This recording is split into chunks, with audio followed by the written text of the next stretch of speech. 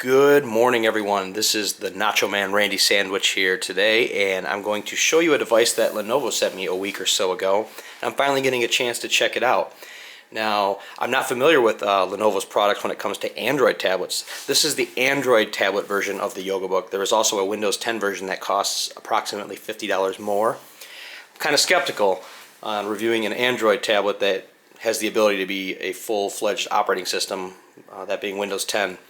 This thing has 4 gigs of RAM, an Intel Atom processor, and 64 gigabytes of storage. It has a dual digitizer as well, as you're going to see when I open it. Now, to give you a brief history, this is right here a Lenovo X230 tablet. This is a full Windows 10 operating system, Windows 10 64-bit Pro.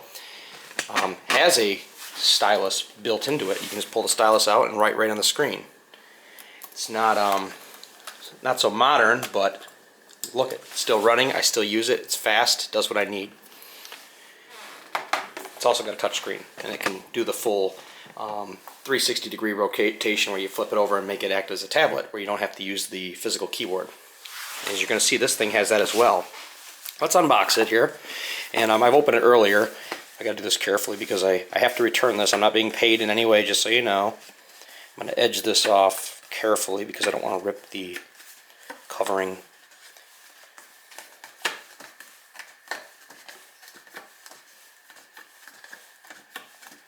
In my videos, you'll probably notice they don't have any edits.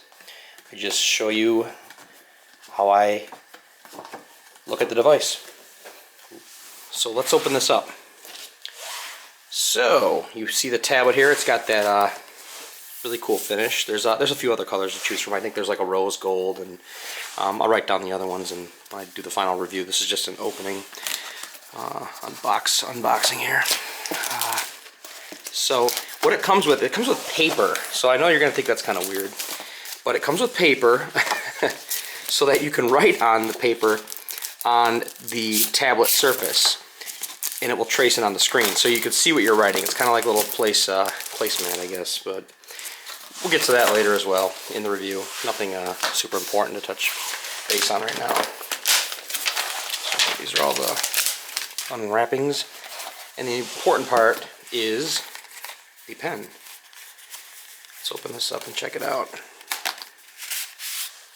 Ooh. It's got some tips with actual ink in them so you can write on the paper that sits on the tablet. Also get to that later. I'm more concerned with powering it up and showing you what the screen and what the tablet look like. So let's move this out of the way. And here is the YogaBook. It's powered on. You're going to see my reflection in the camera. So it's powering up.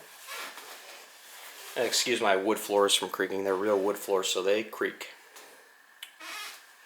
Yeah, listen to that.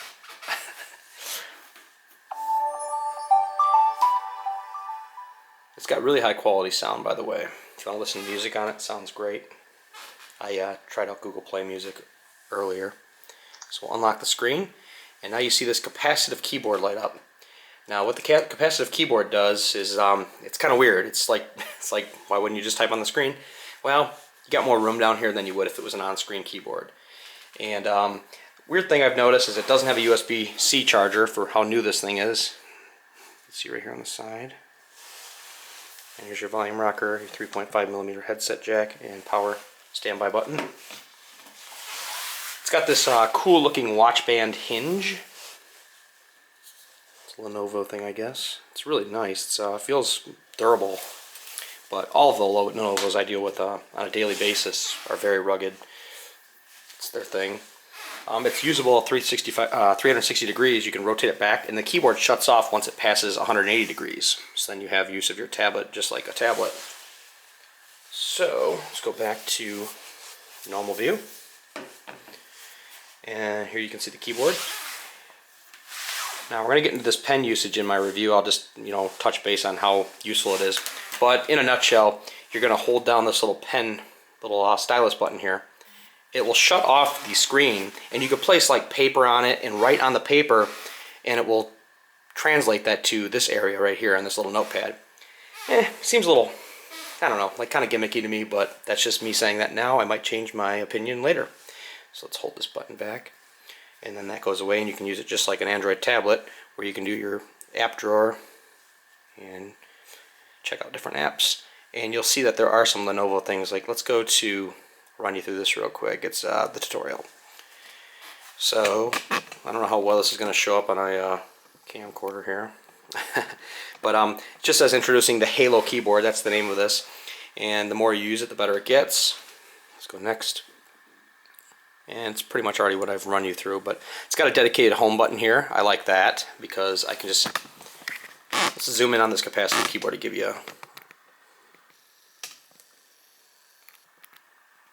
so right there's the home key. Hit this. I like that. I do like the full keyboard and not having to grease up the screen here. But what I do still find myself doing is touching the screen, just like I would on a tablet if I didn't have a keyboard. Now for comparison, let's go for another tablet that's going to cost you a little bit more, but it will have Windows 10 on it. Let's go with the Surface 3. And this tablet is still being sold. Let's flip this down and look at the size of this compared to the Lenovo. And what you're going to look at is cost, though. Remember, you can get this in a full Windows 10 version. This is a 10.1-ish, I think, inch screen. Very close. It's got the magnetic keyboard, the Surface Touch, what do you call it? Touch type cover, whatever. The keyboard itself, I mean, you buy it online, it's going to be like 150 bucks.